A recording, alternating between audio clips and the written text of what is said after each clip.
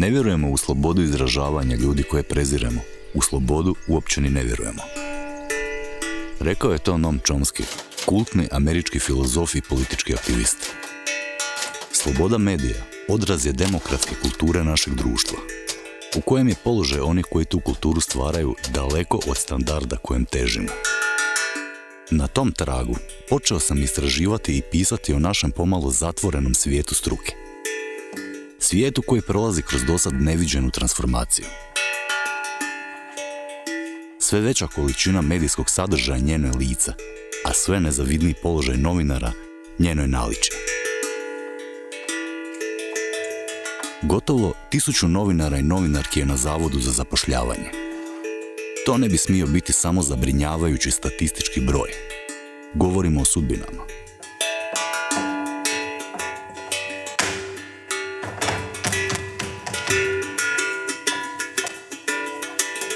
Ja sam Gordan Stojić, 27 godina sam televizijski novinar, uglavnom. Radio sam gotovo sve najgledanije emisije u ovoj državi. Isto tako sam dobitnik nagrade HND-a za reportera godine iz 1999. godine. Prije 10 godina ostao sam bez posla i moja supruga isto novinarka, dakle bez posla. I od tada traje moja golgota, dakle jedna naprosto prisila da radim negdje. Uvijek dospijem u nekakve lokalne televizije gdje se, nažalost, ljude ne samo potplaćuje, nego se jednostavno ignorira njihova biografija, njihova pretpovijest, gdje ih se egzistencijalno ucjenjuje i gdje oni žive u stalnoj pravnoj nesigurnosti. Novinari koji imaju sreću biti stalno zaposleni, s pravom strepe za svoje radno mjesto. Velike medijske kuće, zbog jeftinije cijene rada, okreću se vanjskim suradnicima. Hrvatska radiotelevizija ne koristi vlastite novinare. Onda i urednike, a onda i sve svoje resurse. Upotrebimo taj starohrvatski izraz. No lista poreznih dužnika, koja je svake godine sve duža, barem što se novinara tiče, pokazuje da i oni koji još uvijek rade sve teže ispunjavaju svoje obveze prema državi. Ista ta država uvodi porez na honorare, obično najčešći i jedini izvor prihoda. I to ne samo novinarima, već i drugim kreativcima. Ja žan s kravom, raštem na vlači put. Da, a pečkom klipci vrtio sam krug. To ostavlja dojam da država ne mari za opstanak onih koji stvaraju kulturu. Bilo da pišu, glume, skladaju ili slikaju.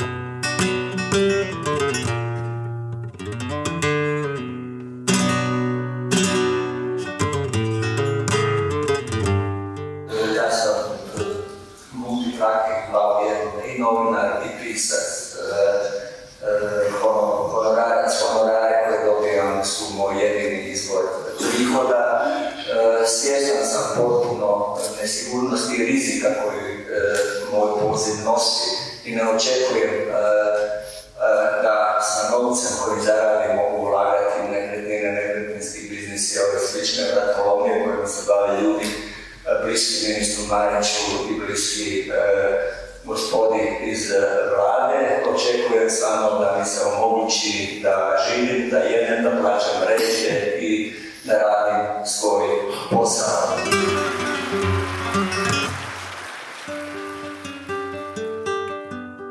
Na nama je sad da se borimo, da osmislimo način kako se nositi s problemima naše struke i izazovima realne i virtualne današnjice. Sastanci novinarskih društava važan su korak na tom putu.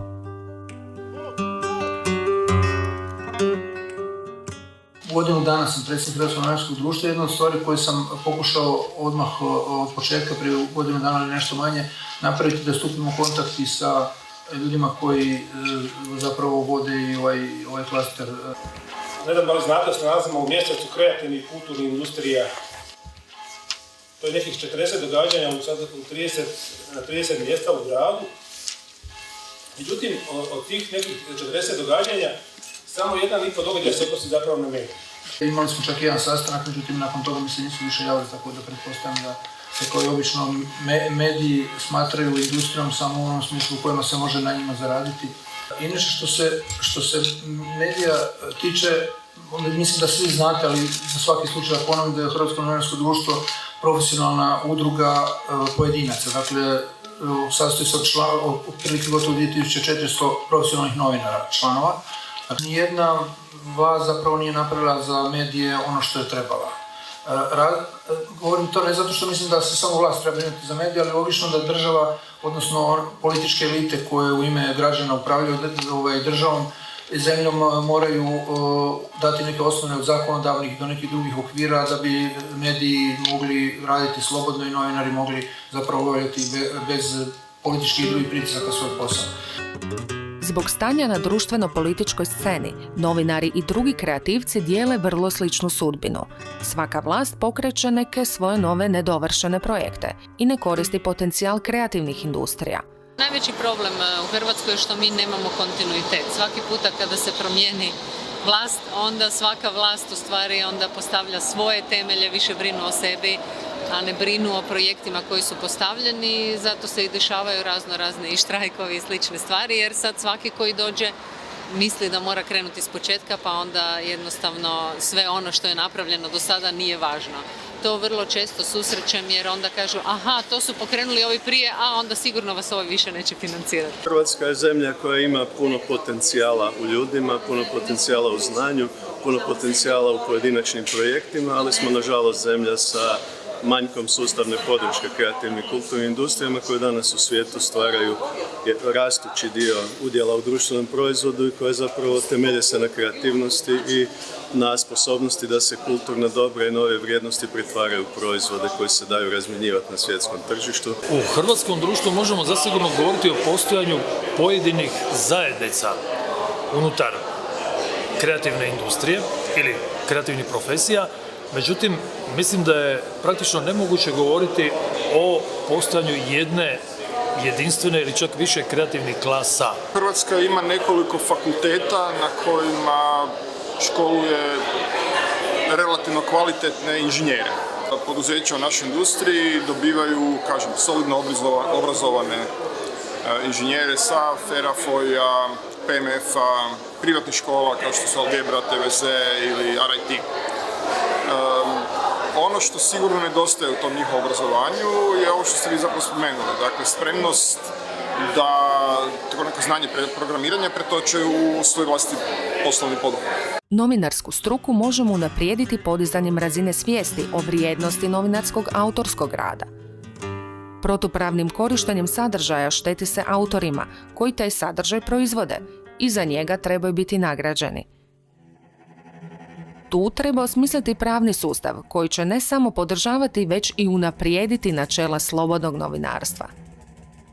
Koliko zapravo štete HINA trpi zbog prepisivačine, odnosno otimanja autorskih prava, bilo ono što kažem u riječi, slici, tonu, multimediji? Pa, ja mislim da je HINA, naravno da je to opći problem, ali HINA je sigurno kao jedina nacionalna agencija najugroženija. Postoji jedna ružna tradicija u hrvatskom novinarstvu, a to je naprosto da se HINA smatra javnom svojinom. Ona jest na neki način javna ustanova, međutim nije cijela HINina emisija badava, kao što se misli. I relativno smo nezaštićeni zato jer zakoni na tom području gotovo i ne postoje. Ako stvari postavimo ovako, da se HINina vijest nalazi u podlozi 90% vijesti koje objave hrvatski mediji, sigurno je da barem pola od toga nije plaćeno. Kako funkcionira krađa HINinih vijesti, na najprostijim jezikom kazano? Naravno da postoje mnogi mediji i većina medija jesu HINini pretplatnici.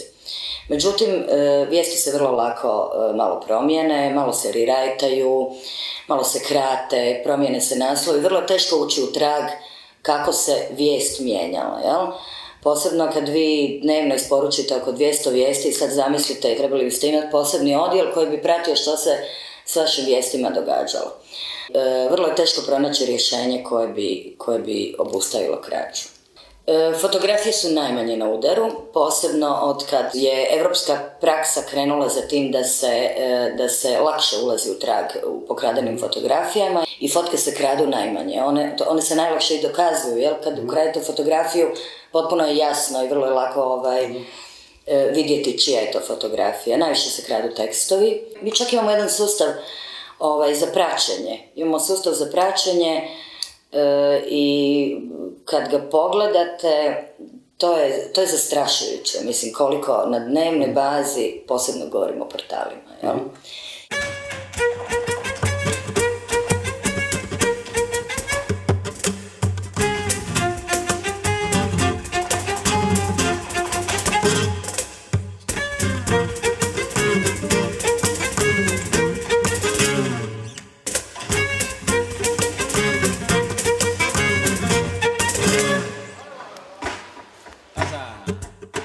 Inače, novinari nisu skloni o svojim problemima pisati ili čak snimati.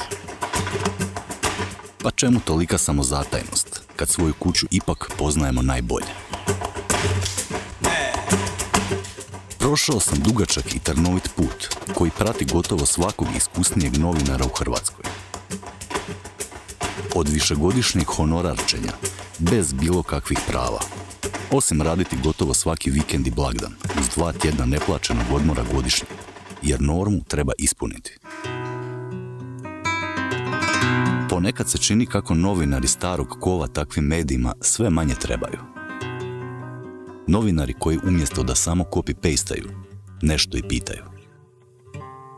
Franjo Martin Fujs je bio legendarni reporter, jedan od najboljih, ako ne najboljih kojeg je Hrvatska ikada imala. Vrlo često se kaže da je napravio u svom kratkom radnom vijeku toliko kvalitetnih reportaža koliko mi ne napravimo za cijeli svoj život. Poginuo je vrlo mlad u zrakoplovnoj nesreći, radio je tek nekih 10 godina.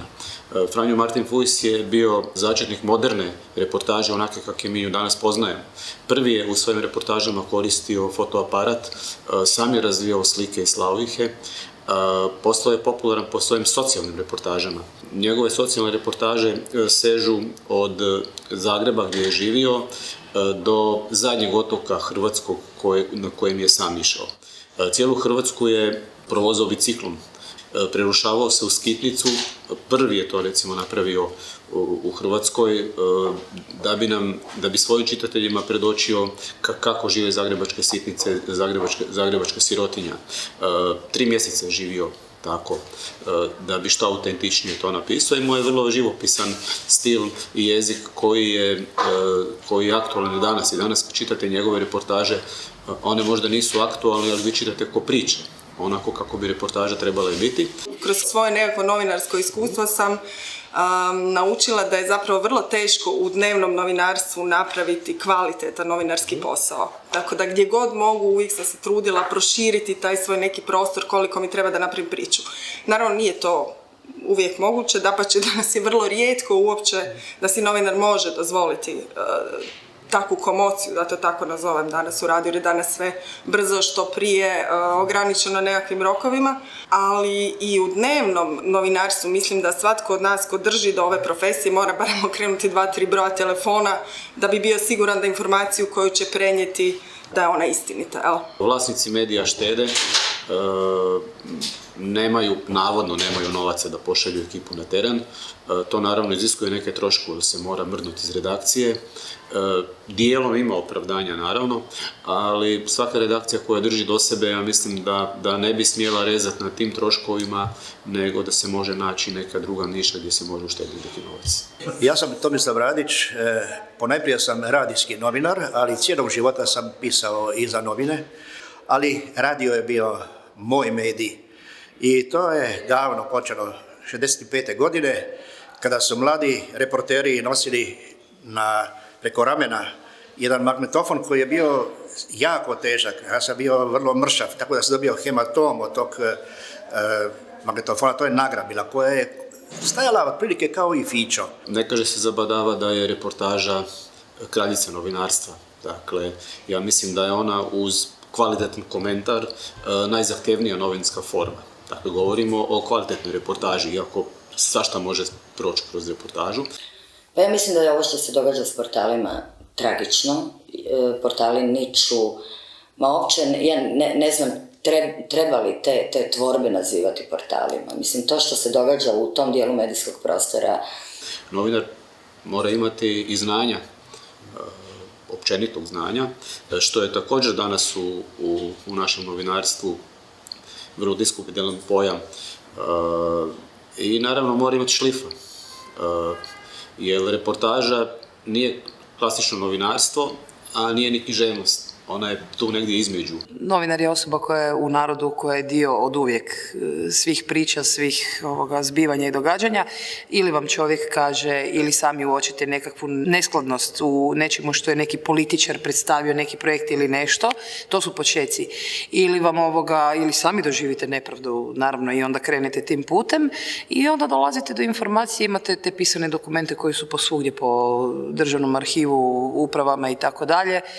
Imate ljude koji su zaposleni u firmama, pa onda oni sami dostavite papire, pa opet imate neki daljnji trag i tu su naravno izjave vjerodostojnih svjedoka. Da li vi vjerujete da s medijima? Pa ovisi čemu se radi. Nekad da, nekad ne. Ovisi koja je tema i naslov i to sve utječe. Koje je to izdanje? Da li je to tisak, web? Pa više sam za web, ne gledam baš tisak i to. Novinar, reporter, puno toga mora znati i mora biti spreman da nema radnog vremena, mora biti spreman da se, popne na najvišu planinu ili da odvesla sa ribarima na najudaljeni hrvatski otok Jadranski, kao što je to napravio Franjo Fuis.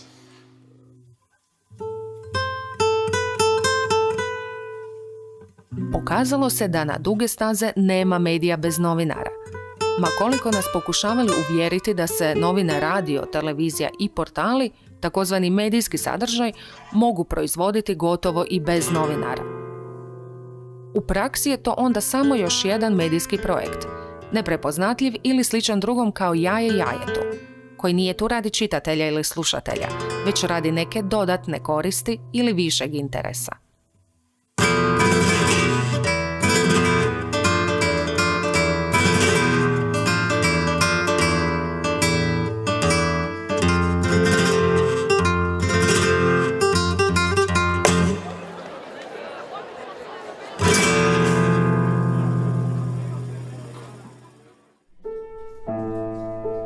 Novinarstvo zbog takvog pristupa medijima, koji su roba kao i svaka druga roba na tržištu, polako gubi tlo pod nogama i postaje, nažalost, sve manje respektabilno. To pokazuje i drastični pad naklada kao i slušanosti i gledanosti pojedinih medija. Tu je i politika, koja kroz medije nastoji doprijeti do birača. Po samoj prirodi stvari često dolazi do zloupotrebe utjecaja i moći i manipulacije obično važnim činjenicama. Na osnovu njih društvo donosi odluke prilikom važnih demokratskih mehanizama. Stoga je za uvid u jasnu sliku o funkcioniranju društva i države sloboda medija od neprocjenjivog značaja. Znači, Zbor istraživačkih novinara je radio istraživanje otvorenosti tijela javne vlasti, prvenstveno vladinih tijela, u mandatu Tihomira Oreškovića, to je bitno naglasiti, dosta kratak mandat. I pokazalo se puno toga jer je istraživanje bilo opsežno, ali nešto, recimo da izdvojimo nešto možda najzanimljivije, pokazalo se da sva tijela, a posebno ona koja imaju veliku političku moć, diskriminiraju novinare, odnosno ne ponašaju se prema njima jednako u odnosu na njihovu utjecajnost, kritičnost i osobna poznanstva. Tijela javne vlasti vole imati podobne i lojalne novinare. To je pokazalo ovo istraživanje. Svi znamo da su novinari u nezahvalnom položaju kada su u pitanju osobna sigurnost i prava.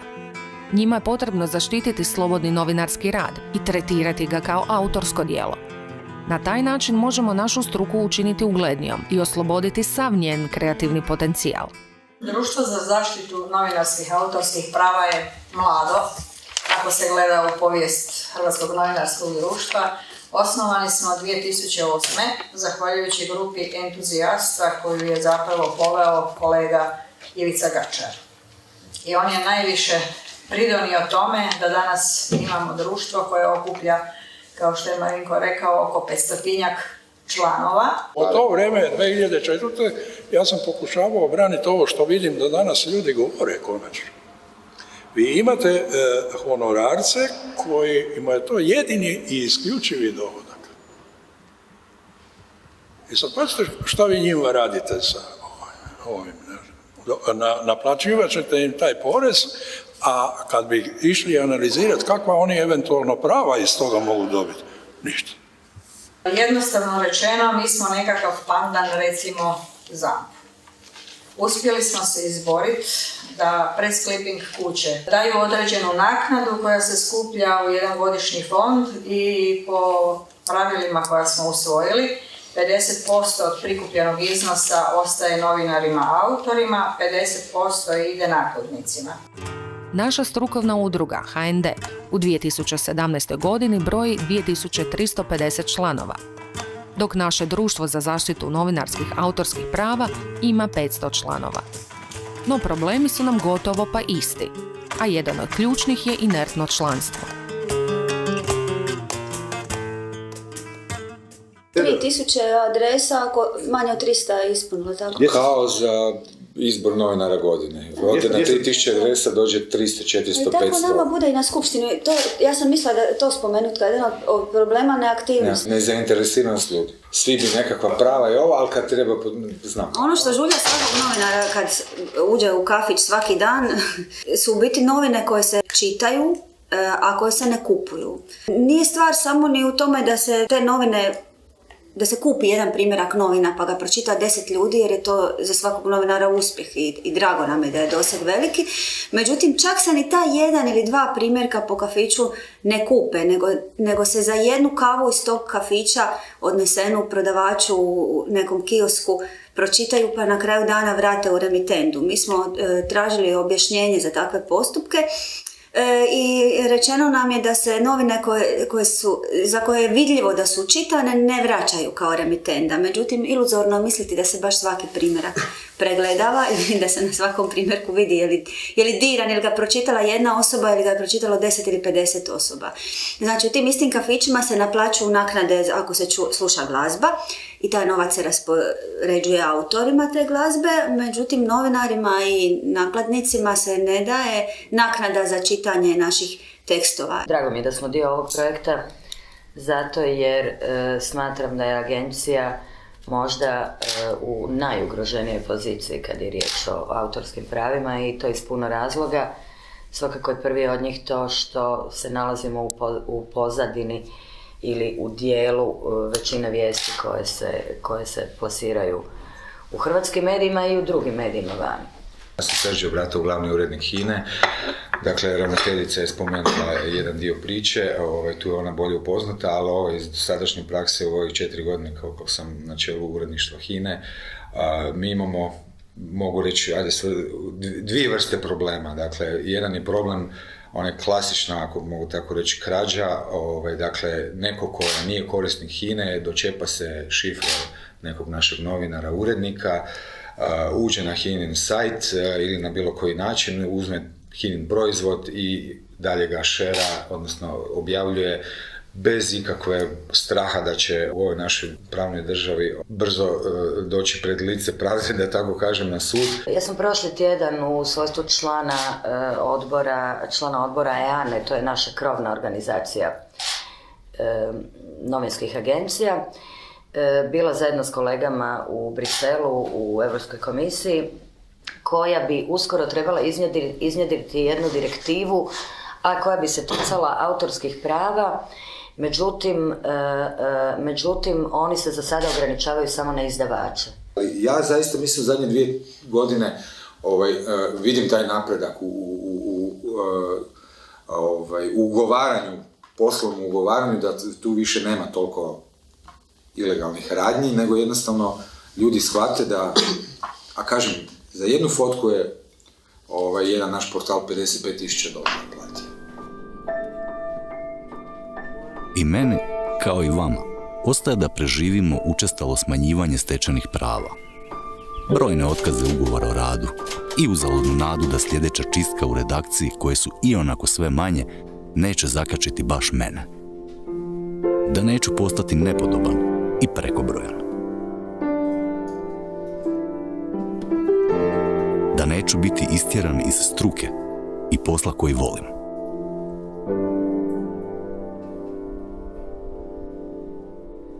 Međutim, kad ujutro dođeš na posao, ne prestaješ biti čovjek.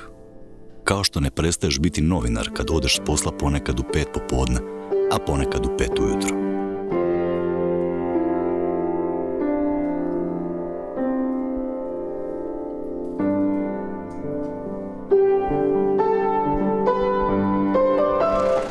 Držite osjećaj da radiš pravu stvar, propitkuješ, padaš i dižeš se.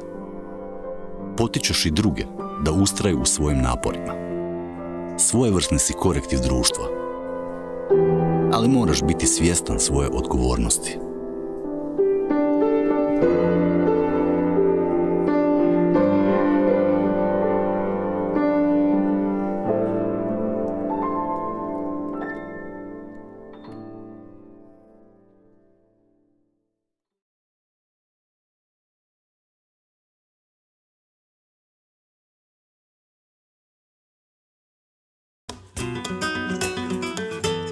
No novinarstvo je samo ogledalo društva, ponekad i iskrivljeno, ni bolje ni lošije od drugih profesija i zanimanja. Kriza je tu odradila svoje i nije zaobišla ni medije. I gospodarska i ona društva u tranziciji. I jedna i druga su desetkovale klasične medije i utjecale na navike i želje što konzumenata, što oglašivača. Istina, možemo se žaliti i na našu novinarsku površnost i senzacionalizam bez pokrića.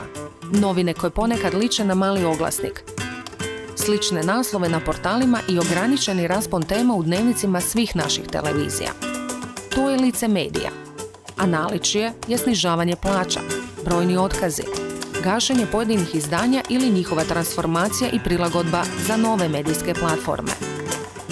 Uz pritisak oglašivača i trivijalizaciju sadržaja.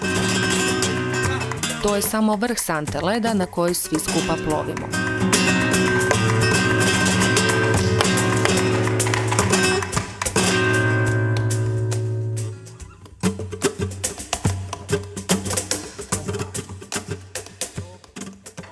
Ja mislim da je cijeli problem zapravo u činjenici da je novinarstvo ne samo u Hrvatskoj nego i globalno pogođeno trostrukom krizom. Dakle, u prvom redu je osnovna kriza, ekonomska kriza koja je pogodila sve gospodarske sektore i cijelo društvo. Druga kriza koja je specifična zapravo za novinarstvo je kriza, i to printano novinarstvo, to je kriza u marketingu, odnosno opadanje, dramatično opadanje prihoda u marketingu, što je naravno pogodilo sve novine. I treća je kriza rezultat kratkovidnosti i pogrešnog pristupa uprava, osobito printanih medija, koje su zapravo rješavale krizu u kojoj su zatekle novine isključivo na račun kresanja novinarskih prava, smanjivanja broja novinara i štednjom pri pokrivanju i obavljanju naše osnovne djelatnosti. Sada su sedma sila vlasnici i političari, totalno treba vratiti natrag, ne? Političari ne ovisimo mi o političarima, političari ovise o nama. Ne može se dogoditi da premijer na pitanje novinara odgovara kad vi budete išli na izbore, onda ćete vi odlučivati kakav će biti državni proračun. Da. On je servis novinara, a ne obrnuto.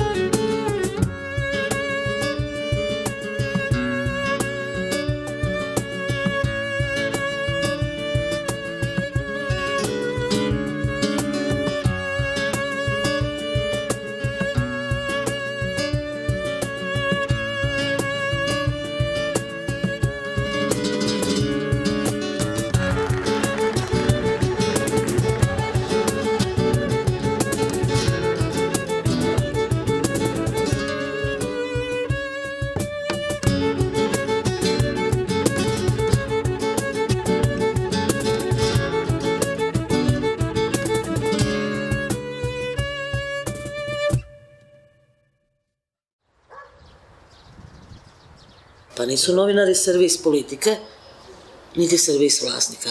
Mi smo, novinari, mediji, servis samo javnosti i nikoga više. Nekako imam osjećaj da cijelo vrijeme da smo u defanzivi, dakle da mi ne možemo... A to je druga stvar. Ja nikad nisam u defanzivi i još 4 ljudi na HRT-u. Pa onda smo mi, one 4-5 luđaka koji nešto. To je druga stvar. To je činjenica da novinari su izgubili, kako se to kaže, dakle mi nismo složni. Ali to je sad već stvar općeg stanja u državi, jer mi smo, novinari, samo refleksija društva i ono što se događa u društvu. Pa će onda zbog užasnih problema, otplata kredita, kojih naravno imam i ja, kao i svi ostali, otići se u defenzivu. Dok god ne odemo zaista u pravi štrajk, a to nije samo štrajk u večernjem, to ne pravi štrajk, gdje će televizija otići u crno, nama neće biti bolje. A tu je samo potrebna složnost. Da kako da onda treba se naći osoba koja će biti čelna, pa tu sad govorimo o čelnom mjestu u HND-u, koja će moći ujediniti novinare da idemo zajedno dalje. Novinari zaista i trebaju biti servis javnosti, a novinarstvo refleksija stanja u bilo kom, pa tako i hrvatskom društvu. Kronični nedostatak interesa za kulturu proizvoje 2 klase. Jednu koja koristi sve prednosti suvremenog digitalnog doba za samoedukaciju i drugu zakinutu za znanje o modernom društvu temeljenom na znanosti. Toliko za nas važna reforma školstva kaska. Ona direktno utječe na afirmaciju i društveno odgovornih građana i budućih konzumenata medijskog sadržaja. Kao što za uživanje u kvalitetnoj glazbi treba biti naslušan, tako i za razumijevanje nikad veće količine informacija treba biti analitičan, s istančanim osjećajem za korisno i nekorisno, pozitivno i negativno. U protivnom je teško od šume vidjeti drvo.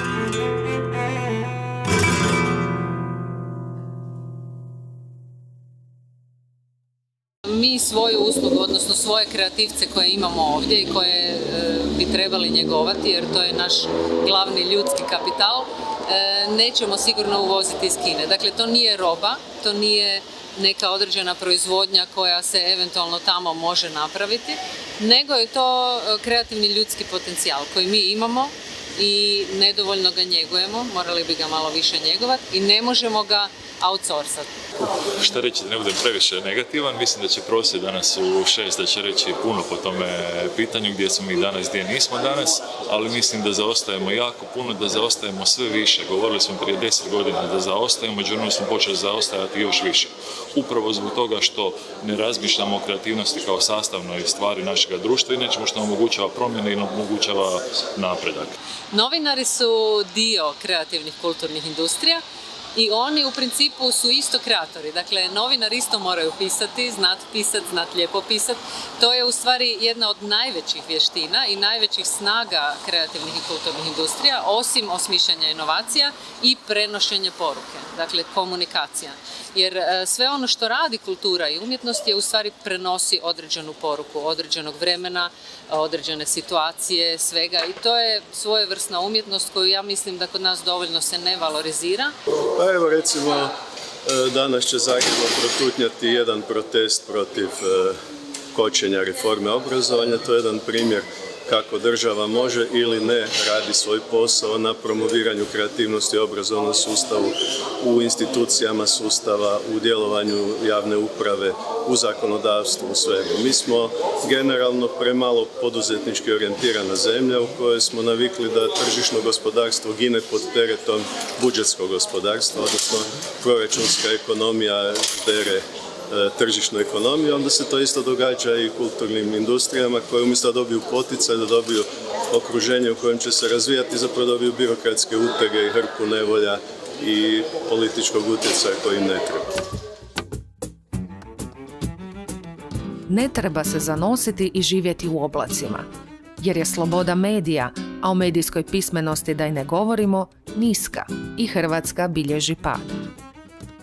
Prema izvješću Freedom House za 2015. godinu, Hrvatska je svrstana u skupinu zemalja sa djelomično slobodnim medijima. Radi se o čak 41% svjetske populacije, s kojim dijelimo to neslavno mjesto.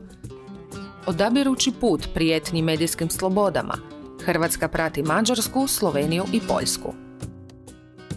No, dok je u tim zemljama problem sistemske kontrole medijskog sektora, u Hrvatskoj veći izazov predstavlja nedostatak koherentne medijske politike. Takvom politikom spriječili bi daljnju eroziju sektora. Ona mora osigurati transparentnost medijskog vlasništva, kako bi istim tim medijima dopustila bezposljedično zauzimanje stava oko bilo koje aktualne društveno-političke teme. Slobodne medije imamo u toj mjeri u kojoj se za njih sami izborimo.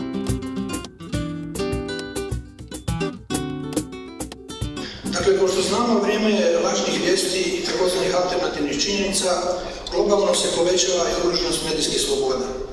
U nekim zemljama je na desetke novinara ubijeno u proteklih godinu dana, u nekima su stotine novinara u zatvorima zbog toga što su radili svoj posao. Dan slobode medija zbog svih ovih okolnosti nije dan kad možemo slaviti visoke dosege medijskih sloboda, nažalost, već dan kad podsjećamo da su te slobode sve ugroženije. Prema istraživanjima svih relevantnih međunarodnih organizacija i institucija, Hrvatska je u 2016. godini znatno nazadovala na području medijskih sloboda. Pa koliko god nas može radovati činjenica da u Hrvatskoj, na primjer, nijedan novinar lani nije ni ubijen, niti zatvoren zbog svog novinarskog rada, toliko nas i više mora zabrinuti što smo uz Poljsku i Mađarsku svrstani među zemlje sa najnižim stupnjem medijskih sloboda u Europskoj uniji, a najviše smo nazadovali među zemljama jugoistočne Europe. Pa ne znam uopće šta su kriteriji takvih istraživanja kao istraživanja o korupciji. Mi postajemo sve koruptivnija zemlja po tim istraživanja. Ja ne vjerujem da je baš svaki liječnik u Hrvatskoj korumpiran, da je svaki novinar korumpiran i da je svaki državni činovnik korumpiran. Ali ispada eto da su svi korumpirani, pa ja nemam takva neka iskustva, nemam ni neka negativna iskustva sa medijima. Dakle, ovo što smo i danas čuli od ljudi koji su dobili ove nagrade, imate slobodu onoliko koliko se za nju sami izborite. Je li to na nekom nezavisnom portalu, je li to na tjednom tisku, ili je to na javnoj televiziji, ili je to na komercijalnoj televiziji. Naravno, pritom uvijek morate voditi računa da ćete naći svoju publiku.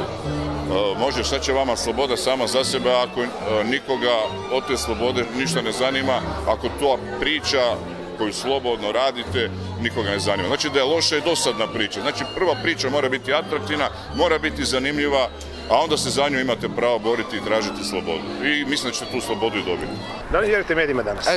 Ja sam bivši novinar, ne, pa onda... Još bolje? Još bolje. Da, i ja sam na izlaznim vratima. Pa nije stvar u vjerovanju ili nevjerovanju. Čovjek čita valjda mozgom pa razmišlja. Ne znam šta se ima vjerovati ili ne vjerovati. Nije to Božja objava da se vjeruje ili ne vjeruje, ne? A to, kako bi bilo lakše čitati mozgom?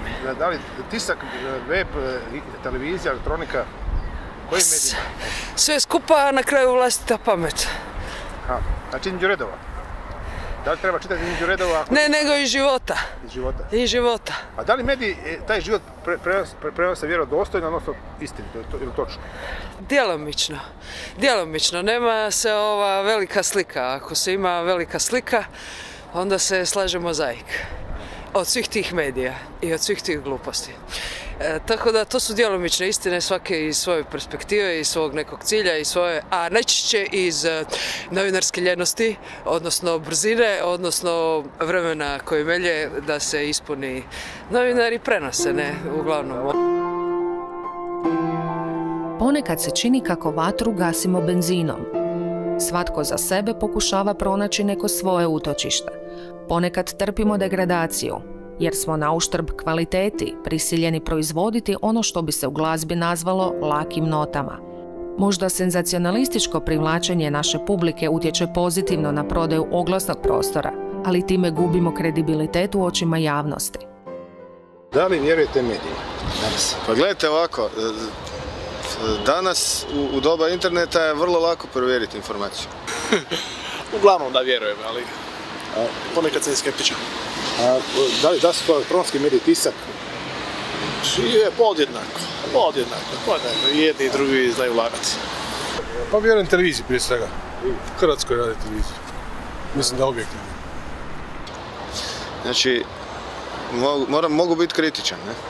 Znači, mogu vjerovati medijima, ali ako me nešto stvarno zanima, onda ću to provjeriti. Recimo, BBC vam uvijek iz 5 izvora daje informacije. S druge strane, što je ostalo lijepo u novinarstvu? Pa u novinarstvu je ostalo, ne znam šta je ostalo. Osim nas dvojice. Osim nas dvojice, stvarno ne znam šta je ostalo lijepo. Svi su drugi stariji i ružni.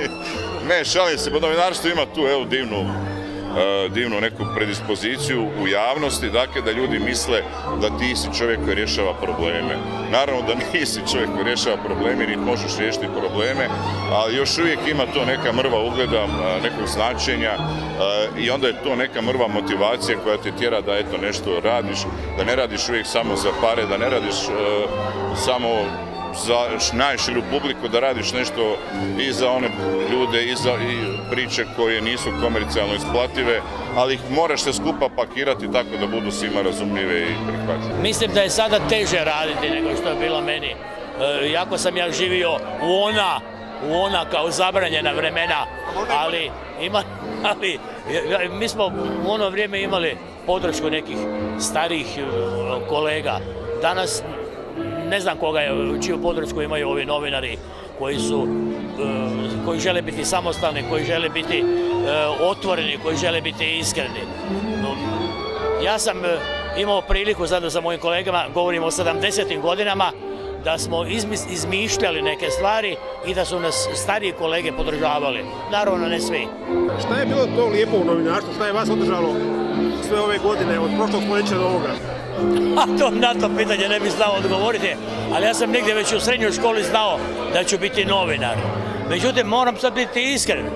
Nisam očekivao da ću tako završiti sa tako bijednom mirovinom novinarskom. Ja sam mislio da je novinarstvo uglednija profesija, ali nisam više tog mišljenja. Sve te silne sati, godine, desetljeća, decenije, je li to odnio vjetar i ipak je nešto ostalo zapisano? Pa nije odnio vjetar, ipak je ostalo, ja ovo sada malo karikiram, ali lijepo je raditi u novinarstvu. Novinarstvo mi je omogućilo da se susretnem sa beskrajno puno pametnih i nepametnih ljudi iz cijeloga svijeta, da sam bio na nekim događanjima. Lijep je to posao. Hoćemo li imati dovoljno mudrosti da izvučemo neku pouku i izgradimo povjerenje naše publike? Hoćemo li uopće uhvatiti pravi priključak sa ovim ludim vremenima u kojima su se dani pretvorili u sate, a sati u minute? Gdje smo u svakoj od njih zatrpani nekim novim informacijama upitne vjerodostojnosti. Vjerujem da hoćemo. Ako uključimo i mlađu populaciju, ako rad naših novinarskih društava učinimo suvremenim, punim izazova i nekog novog, danas nepostojećeg entuzijazma. Ako dopustimo da starije kolege svoje bogato iskustvo prenesu mlađim generacijama i ponovo ožive onaj dječji poriv znatiželje i ljubavi prema neistraženom, prema nekom novom, modernom i objektivnom novinarstvu.